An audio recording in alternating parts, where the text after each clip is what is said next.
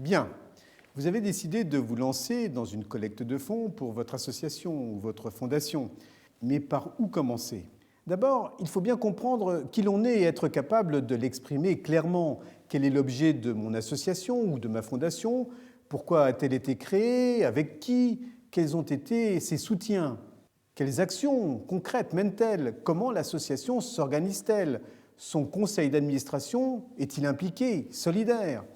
Cette étape prend du temps. Elle est essentielle car elle permet d'identifier clairement toutes les ressources et les atouts insoupçonnés que possède votre organisation, quel que soit son niveau de développement. C'est aussi l'occasion d'évaluer les progrès qui restent à faire, les objectifs que l'on peut se fixer. Reste maintenant à comprendre dans quel univers vous évoluez. Quel est votre secteur d'intervention? Quels sont les autres acteurs? Sont-ils concurrents ou partenaires? À qui s'adresse-t-il? Avec quels arguments? Depuis combien de temps? Quel est le cadre législatif? Toutes ces questions posées, vous pouvez vous interroger sur vos atouts et sur vos faiblesses. Quels arguments pouvez-vous développer pour marquer votre différence? En quoi sont-ils innovants? À quels besoins de société apportez-vous une réponse? En quoi êtes-vous légitime? De quels moyens disposez-vous vraiment? Et ne pensez pas seulement aux moyens financiers, mais aussi matériels et humains. Vos bénévoles sont-ils impliqués? Le président de l'association et les administrateurs soutiennent-ils le principe d'une collecte de fonds? Y a-t-il des ressources auxquelles vous n'avez pas pensé? Le mécénat de compétences, des subventions locales, départementales, régionales et pourquoi pas européennes, des dons en nature? Réfléchissez bien à tous ceux qui, dans votre entourage, peuvent vous aider et écoutez-les.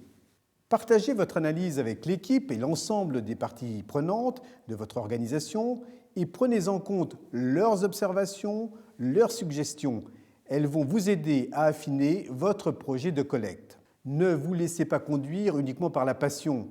C'est le moment de prendre du recul et de mener votre analyse le plus objectivement possible. Sans oublier bien sûr qu'il faut considérer les opportunités et les contraintes qui s'imposent à vous.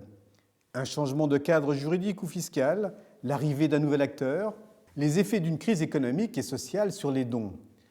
Vous venez de mener l'analyse stratégique de votre association.